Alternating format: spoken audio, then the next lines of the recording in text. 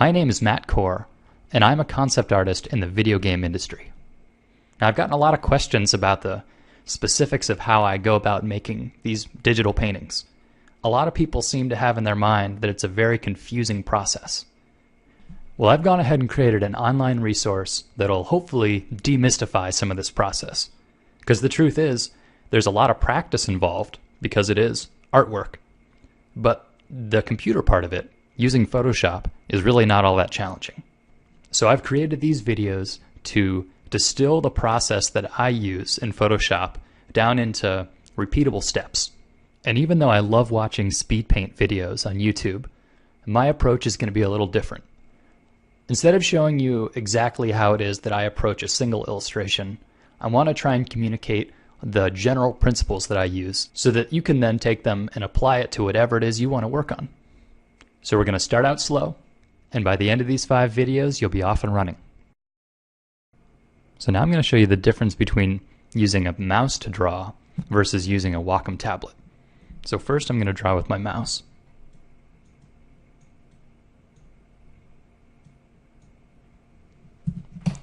And now I'm going to pick up my tablet and I'm going to draw. So there's a couple things you might notice. On one hand, the mouse has only a binary action. It's either on or it's off.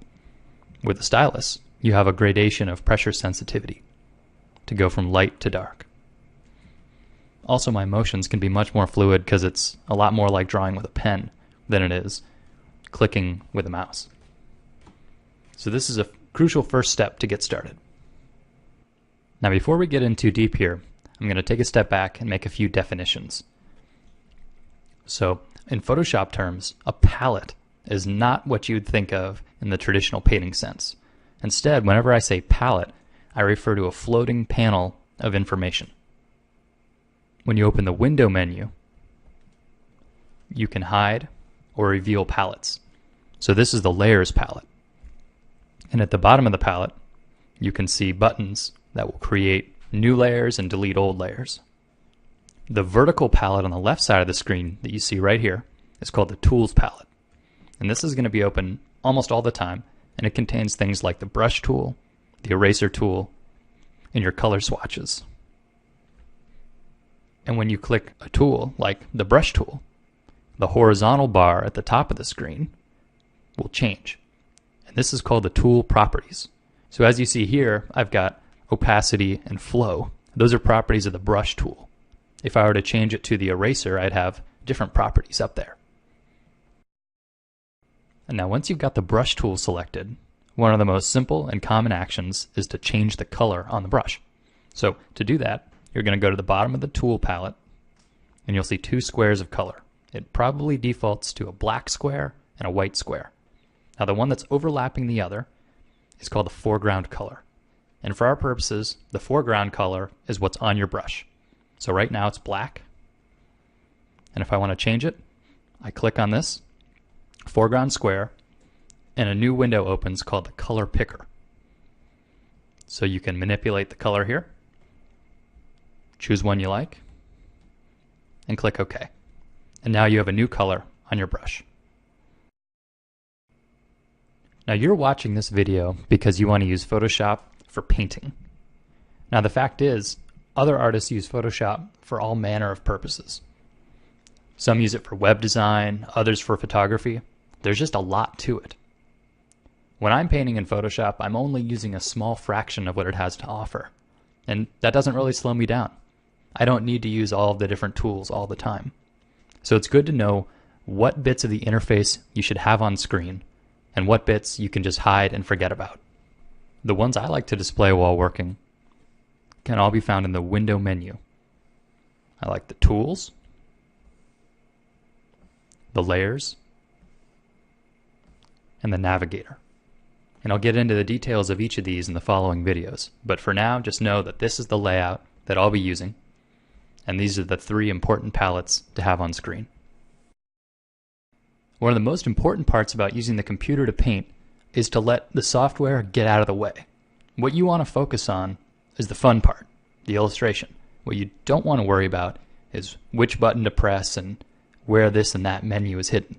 So I think one of the first concepts you need to learn are some handy keyboard shortcuts to navigate around Photoshop, ways that you can avoid using on-screen buttons and avoid using menus.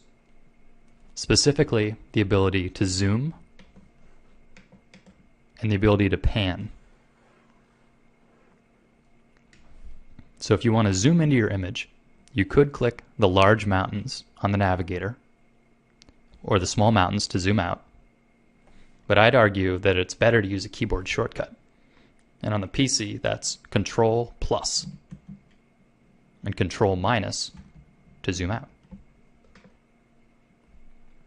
Now when you're zoomed in, no matter what tool you're using at the moment, if you hold down spacebar, your cursor will change into a hand, and then you have the ability to pan your document.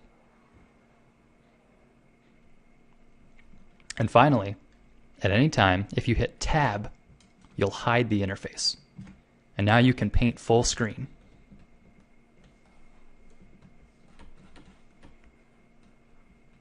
And you don't need to worry about things cluttering up your view. Now to bring it all back, hit Tab a second time, and there it is. So one more time, that's Control plus to zoom in, Control minus to zoom out, and spacebar to use the hand tool. If you're new to Photoshop, we've just covered a lot of ground.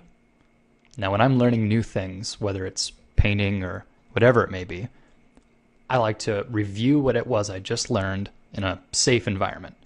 I don't want to try out the new technique on my next illustration. Instead, I'll just make some little worksheet and I'll give it a few tries until I feel comfortable with it. So I'm going to end each of these introductory videos with a quick worksheet for you to do that'll help you reinforce the techniques I've just covered. So in this case, the goal is going to be to work with those navigation keyboard shortcuts.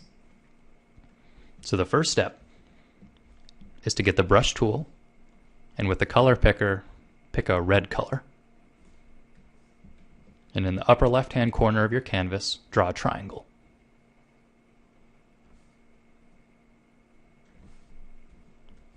Now switch to blue and draw a rectangle in the bottom lower right-hand corner.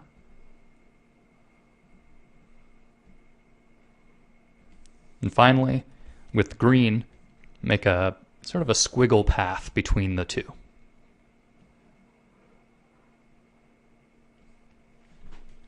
Okay, now that you've done that, you're going to hide the interface with the Tab button.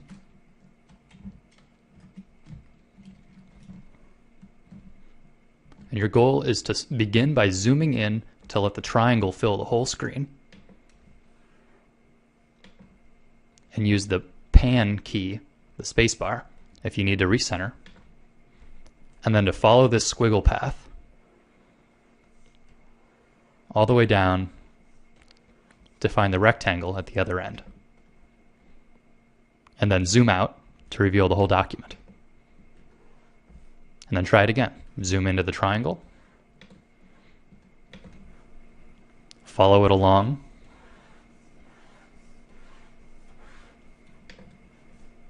And then zoom out to reveal your whole document.